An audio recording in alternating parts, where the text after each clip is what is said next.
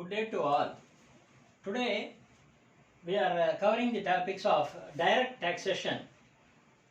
See, all the commerce graduates, either it is BCom or MCom or ICMA or Chartered Accountant, whatever the courses it may be, one of the subject is called the direct taxation. In this direct taxation, the very basic elements we have to study. Then only the explanation will be covered in future. So here in the direct taxation, we are coming income tax. We are this one subject, Income Tax Act 1961. Direct tax is Income Tax 1961. Under Article 265, no tax shall be levied or collected except by authority of law.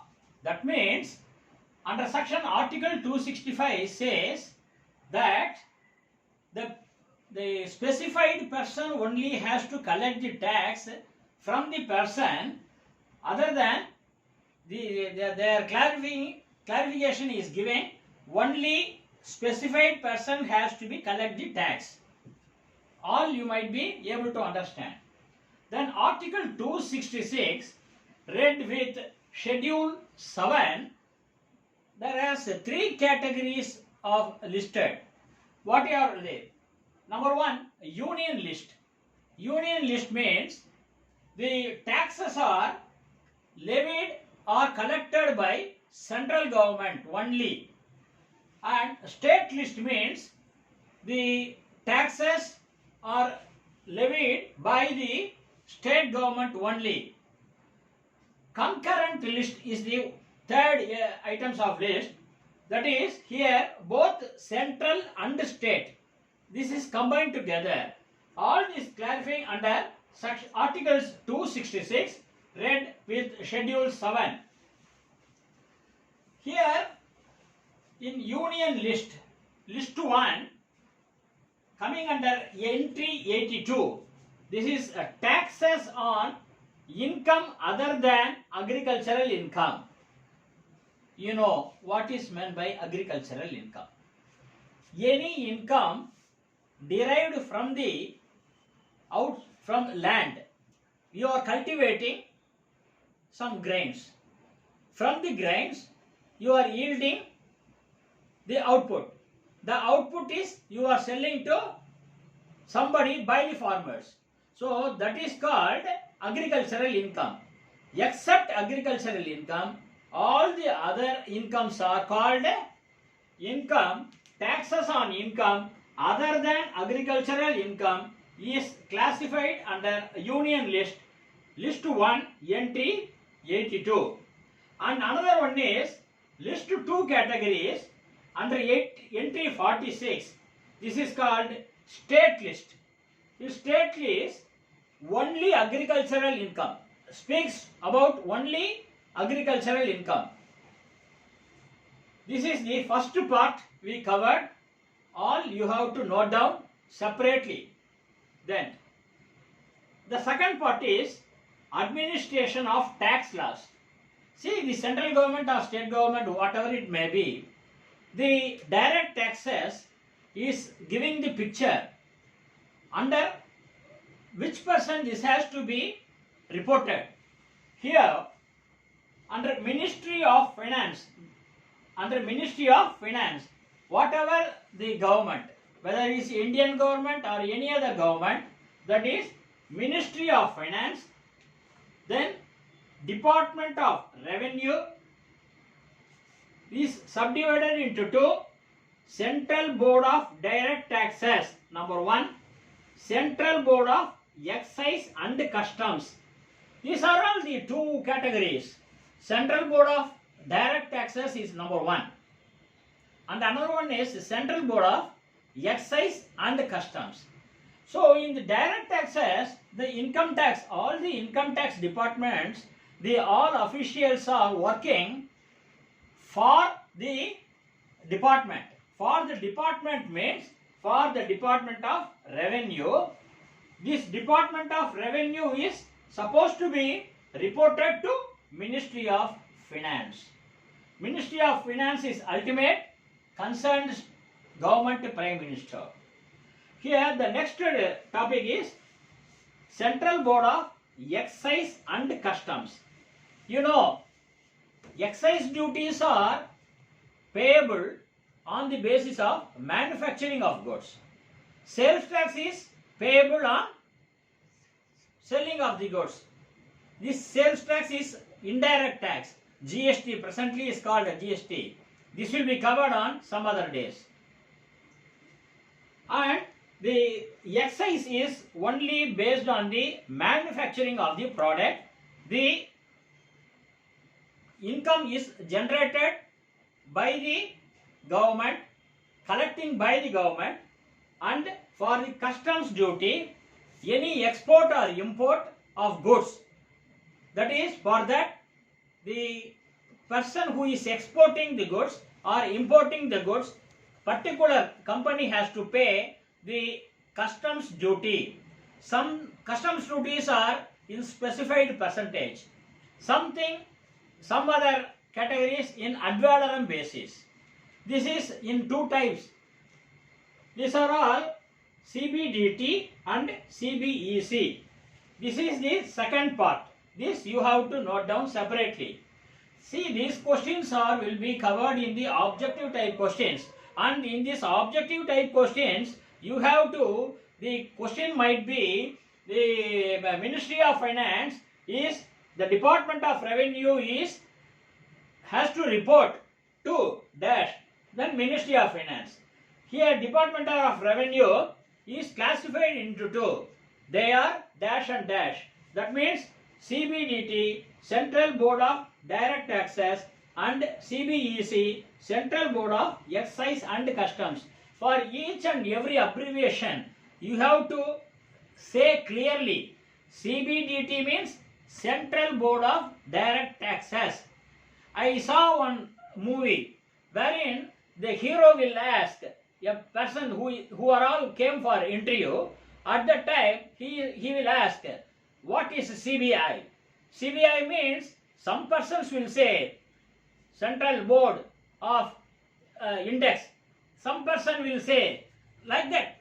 So many discrepancies, answers will be there. You must be very clear that CBDT means Central Board of Direct Taxes. CBEC means Central Board of Excise and Customs. The third element is called definition. Once of all, while you are reading the books, or while you are covering any chapter, or while you are, for example, while you are acting for any drama, then each character you have to mingle with the character. Then only your action will be perfect. Similarly, for your studies, you have to study definition very well. So in this definition, the assessment year is one of the definition. Assessment year is defined under section 2 subsection 9 is the year in which the subsequent year for the financial year. For example, now the financial year is 2021-22. That means April 2021 to March 2022 is the financial year. Then for this, the assessment year would be the subsequent year of the financial year. That means financial year is 2021-22 and assessment year is 2022-23. Then assessee. This assessee is classified under section 2 subsection 7. Section 2 subsection 7 notes assessee. Any tax or the sum payable by a person. Any tax or the sum payable by a person. This is a simplified answer. You note down everything. See, while watching the video is not sufficient. You have to note down each and every point. Then the third one. Here we conclude as any tax or the sum payable by a person. So, who is person? person is under Income Tax Act defined under section 2 subsection 31 states individual Hindu undivided family, company, a firm, association of person or body of individuals, local authority other than the above. These all 7 types are classified or called as a person. Then what is foreign company? Foreign company is nothing but this which is not a domestic company. See, we are in India. The foreign company means any other company which is not situated in India is called a foreign company. That is, foreign company means under section 2 subsection 23A. So these are all the definitions you might definitely you have to note down. Then the final element is company in which public are substantially interested. That is defined under section 2 subsection 18.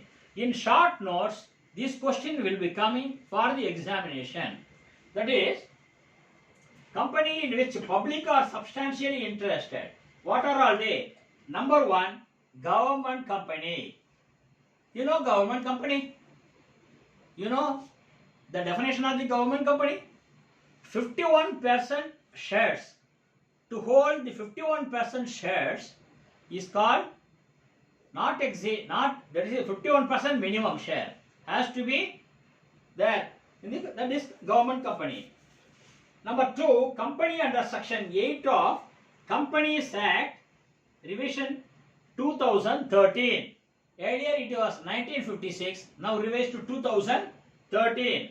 Company under section 8 of Companies Act 2013. Number 3, mutual benefit financial company. Mutual benefit. So whatever the mutual benefit for the either to the company and the beneficiary both. Number 4, listed company. What is listed company? The listed company is the shares and securities, bond, debentures, everything. This will be listed in the SEBI like this. Then 5th one, company in which shares are held by cooperative societies. So you might be know what is cooperative society. Cooperative society, everywhere it is situated. Here, company in which shares are held by cooperative societies. These are also company in which publics are substantially interested. The final one is company which is prescribed by CBDT. The Central Board of Direct Taxes has clearly mentioned these are all the companies as the interested, that is company in which publics are substantially interested. They will be mentioning so many companies' name. That has to be there. Company which is prescribed by CBDT, Central Board of Direct Taxes. So, dear friends, now you have easily able to understand what are all the elements, the definition part, then the administration of tax laws, and what is Article 265 and 266 says, and what is union list, state list and concurrent list, and the company in which publics are substantially interested. All these elements have you are clearly understood, and better students, all your best wishes for your examination. For next class, we will see the next topics. Thank you.